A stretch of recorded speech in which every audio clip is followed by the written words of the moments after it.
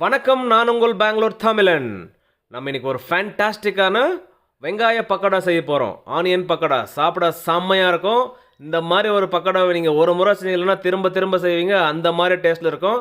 நல்லா கிறிஸ்பியாக இருக்கும் சாப்பிட்றதுக்கு. இந்த மாதிரி பக்கோடா ரெசிபி நீங்கள் செய்யணும்னு வச்சுன்னா இந்த வீடியோ முழுசாக பார்த்து செய்யுங்க. ரொம்பவே சூப்பராக வரும். செஞ்சு சாப்பிட்டு பார்த்துட்டு கமெண்ட்டில் சொல்லுங்கள். அப்படியே நம்ம சேனலை சப்ஸ்கிரைப் பண்ணி வச்சுக்கோங்க. அப்போ தான் அடுத்தடுத்து போடுற வீடியோ உங்களுக்கு நோட்டிஃபிகேஷன் வரும்.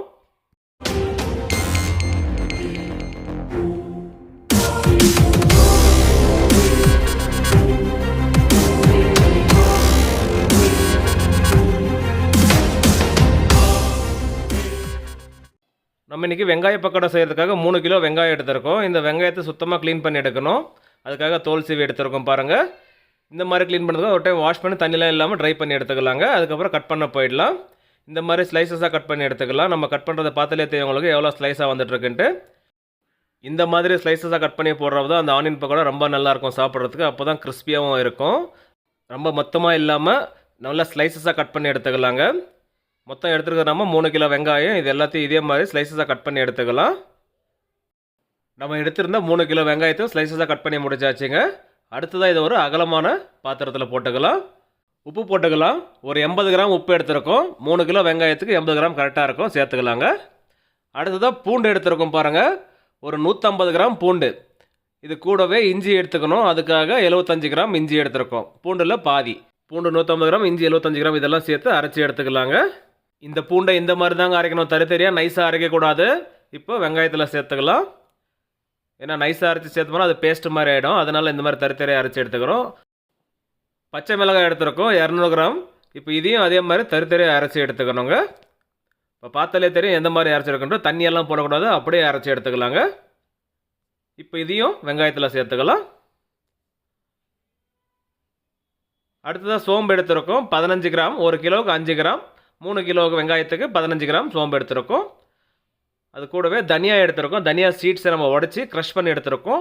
அது ஒரு 15 கிராம் எடுத்துருக்கோம். கிலோவுக்கு 5 கிராம்ன்ற மாதிரி 15 கிராம் எடுத்துருக்கோம் 3 கிலோக்கு. அடுத்ததாக சேர்த்துக்க போகிறது ஆயிலுங்க. 200 கிராம் ஆயில் சூடு பண்ணி எடுத்துருக்கோம். அது இதில் சேர்த்துக்கலாம். நல்லா சூடான ஆயில் சேர்த்துக்கணும். இந்த மாதிரி சேர்த்ததுக்கப்புறம் மிக்ஸ் பண்ண ஆரம்பிக்கலாங்க. இந்த வெங்காயத்தில் நம்ம போட்டிருக்கிற அந்த மசாலாஸ் எல்லாம் நல்லா மிக்ஸ் ஆகணும். இந்த மாதிரி வெங்காயத்தை நல்லா பிசைஞ்சு மிக்ஸ் பண்ணுறப்போ ஒன்றுக்கு ஒன்று விட்டுருக்கிற வெங்காயமெல்லாம் பிரிஞ்சு வரும். அதே மாதிரி நம்ம சேர்த்துருக்கிற மசாலாவும் எல்லா வெங்காயத்துலையும் ஸ்ப்ரெட் ஆகும். அதனால் இந்த மாதிரி கண்டிப்பாக மிக்ஸ் பண்ணணுங்க. பார்க்கும்போதே தெரியும் எவ்வளோ சூப்பராக நம்ம மிக்ஸ் பண்ணியிருக்கோன்னுட்டு.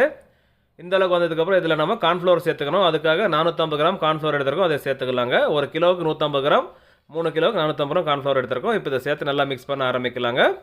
அதே மாதிரி இந்த வெங்காயத்தை அதிகமாக பிசைஞ்சிட வேண்டாம், தண்ணி விட்டுரும். அதனால் ஒரு அளவுக்கு அந்த வெங்காயம்லாம் பிரிஞ்சு வந்தாவே போதும். போட்டிருக்கிற மசாலாலாம் மிக்ஸ் ஆனாவே போதும், பர்ஃபெக்டாக ரெடி ஆகிடும். இப்போ கார்ன்ஃப்ளவர் போட்டு மிக்ஸ் பண்ணதுக்கப்புறம் இதில் கடலை மாவு சேர்த்துக்கணும். 3 கிலோ கடலை மாவு எடுத்துருக்கோம், அதை சேர்த்துக்கலாம். இப்போ மிக்ஸ் பண்ண ஆரம்பிக்கலாம். அந்த வெங்காயத்தில் இருக்கிற தண்ணியை சரியாக போகும். தேவைப்பட்டால் சேர்த்துக்கிறோம். அது எவ்வளோன்னு சொல்கிறோம் உங்களுக்கு. முழுசாக வீடியோ பாருங்கள். இந்த மாதிரி நம்ம மிக்ஸ் பண்ணுற மாதிரி மிக்ஸ் பண்ணுங்கள். அப்போ தான் உங்களுக்கு சூப்பராக அந்த கடலை மாவு அந்த வெங்காயத்தில் பிடிக்கும்.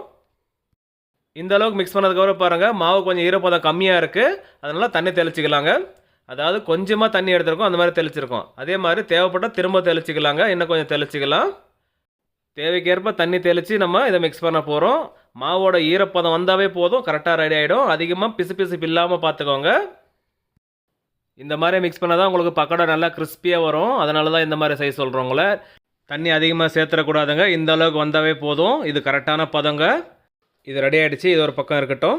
இன்னொரு பக்கம் ஆயில் சூடு வச்சுருக்கோம். அது சூடேறி வந்ததும் அப்படியே அந்த பக்கோடாவை போட்டுடலாங்க. ஆயில் மிதமான சூடு வந்திருக்கு. இந்த சமயத்தில் நம்ம ரெடி பண்ணி வச்சுருக்கிற பக்கோடாவை எடுத்து இதில் போட்டுக்கலாங்க. அந்த பக்கோடாவை போடுறப்போ நம்ம எப்படி பிசைஞ்சு விடுறோமோ அந்த மாதிரி பிசைஞ்சு விடணும். அப்போ தான் நமக்கு ரொம்ப பொடியாக போகாமல் இருக்கும். அதனால தான் இந்த மாதிரி பிசைஞ்சு விடுங்கன்னு சொல்கிறேன். நம்ம செய்கிற மாதிரியே செய்யுங்க. ஒரு பர்ஃபெக்டான பக்கோடா ரெடி பண்ணுவீங்க. ஏன்னா அப்படியே விட்டுட்டிங்களான்னா என்ன ஆகும்னா தனித்தனியாக போயிடுச்சுன்னா அந்த ஆனியன்ஸ் எல்லாம் அப்போது அது ரொம்ப பொடிசாக இருக்கும். சீக்கிரமாக அது ரோஸ்ட் ஆகிடும். அப்புறம் டேஸ்ட் மாறிடும். அதனால் இந்த மாதிரி பிசைஞ்சு விடுங்க. சூப்பராக ரெடியாகி வரும்.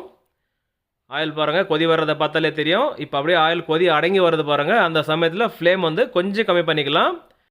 இந்த சமயத்தில் ஃப்ளேம் கம்மி பண்ணால் தான் அந்த பக்கோடா நமக்கு கிறிஸ்பியாக வரும். அப்போ உள்ளெல்லாம் ரோஸ்ட் ஆகும். இல்லைனா உள்ளே வந்து ஈரமாகவே இருக்கும், மேலே மட்டும் கிறிஸ்பி ஆகிடும். ஆயில் இந்த அளவுக்கு கொதி ஆனதுக்கப்புறம் தான் நம்ம குட்டி ஜாராக போட்டு இந்த மாதிரி லேஸாக மிக்ஸ் பண்ணிவிடுறோம். அதாவது ரொம்ப மிக்ஸ் பண்ணிக்கலன்னா பொடியாக போயிடும். ஏன்னா இந்த பக்கோடா அவ்வளோ கிறிஸ்பியாக இருக்கும். அதனால தான் அதிகமாக மிக்ஸ் பண்ண வேண்டாம்னு சொல்கிறேன். அந்த கொதி வர்றதை பார்த்தாலே தெரியும் உங்களுக்கு எந்த மாதிரி கொதி வந்துட்டுருக்கு. இந்த மாதிரி வேக வச்சா தான் பக்கோடா சூப்பராக ரெடியாகி வருங்க. இப்போ இந்த பக்கோடாவை பார்க்குறப்பே தெரியும் உங்களுக்கு எந்த அளவுக்கு கலர் மாதிரி வந்திருக்கு. நல்லா கோல்டன் கலரில் மாறி வந்திருக்கு. இப்போ பாருங்கள், எடுத்து காமிக்கிறேன் எப்படி இருக்குது பாருங்கள். வாவ், நல்லா கிறிஸ்பியாக ரெடியாகி வந்துட்டுருக்கு.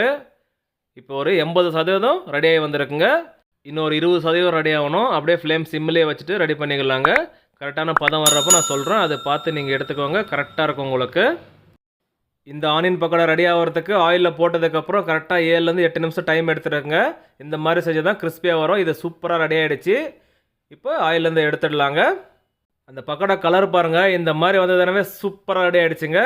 அடுத்ததாக மீதி இருக்கிறதெல்லாம் இதே மாதிரி செஞ்சு எடுத்துக்கணும். அதுக்காக ஆயில் நல்லா சூடேறி வந்ததுக்கப்புறம் ரெடி பண்ணி வச்சுக்கிற பக்கோடா மிக்சிங்கெல்லாம் இதில் எடுத்து போட்டுக்கலாங்க.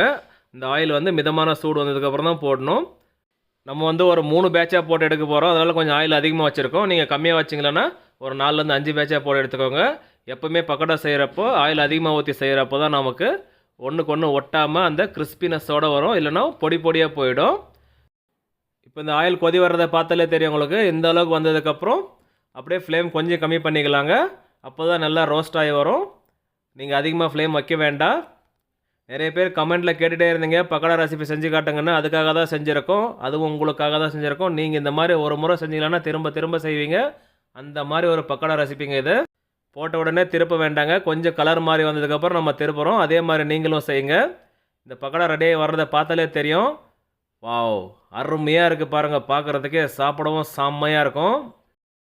முதல்ல ரெடி பண்ண பேட்ச் பக்கோடா செம்மையாக ரெடியாக வந்துருச்சு. அதை எடுத்து வேறு பிளேட்டில் போட்டுக்கலாங்க. இப்போ அடுத்த பேட்சும் ரெடியாகி வந்துருச்சு. அது கலர் பாருங்கள் எவ்வளோ அருமையாக இருக்குது. நம்ம வந்து 3 கிலோ வெங்காயம் போட்டு பக்கோடா செஞ்சு காமிச்சிருக்கோம். நீங்கள் 1 கிலோ அளவில் செய்யணுன்னா கூட அதுக்கான அளவும் சொல்லியிருக்கேன். 1 கிலோ வெங்காயத்துக்கு 1/2 கிலோ கடலை மாவு, 450 கிராம் கார்ன்ஃப்ளவர் மாவு, மீதி எல்லாம் உங்களுக்கு அளவு ஃபுல்லாக சொல்லியிருக்கேன். அதை பார்த்து செஞ்சிங்களானவே சூப்பராக ரெடி பண்ணுவீங்க நீங்களும். இந்த அளவுக்கு தேவைப்பட்டால் அந்த வீடியோ பார்த்து செய்யுங்க. ரொம்பவே சூப்பராக வரும். இந்த பக்கோடா கலரை பாருங்கள், அது எப்படி இருக்குன்னு பார்த்தாவே தெரியும் உங்களுக்கு. சாப்பிடும்போது நல்லா க்ரன்ச்சியாக இருக்கும். செஞ்சு சாப்பிட்டு பாருங்கள். இப்போ கடைசியாக 3வது பேட்ச் போட்டுக்கலாங்க. இந்த 3 பேட்ச்லேயே இதை முழுசாக முடிச்சிடுவோம். இந்த மாதிரி பக்கோடா ஒரு முறை செஞ்சிங்களன்னா குழந்தைங்கள்லேருந்து பெரியவங்க வரைக்கும் விரும்பி சாப்பிடுவாங்க. கண்டிப்பாக ட்ரை பண்ணி பாருங்கள். நல்லா மழை காலம் வர்றப்போ ஈவினிங் ஸ்நாக்ஸாக செஞ்சு சாப்பிடுங்க. அருமையாக இருக்கும். டீ காஃபி கூட வச்சு சாப்பிடுங்க. ஃபேன்டாஸ்டிக்காக இருக்கும்.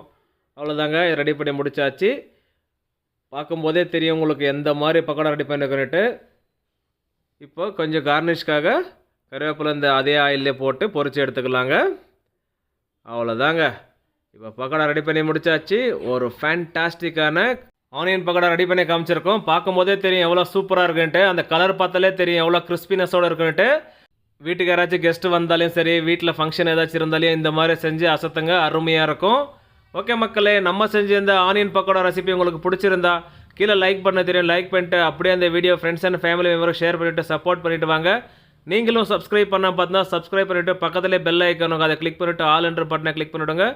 அப்போ தான் நாங்கள் போடுற வீடியோ உடனுக்குடன் நோட்டிஃபிகேஷனாக வரும் உங்களுக்கு. மேலும் மேலும் சப்போர்ட் பண்ணிட்டு வாங்க. மீண்டும் அடுத்த வீடியோவில் சந்திப்போம். பாய்.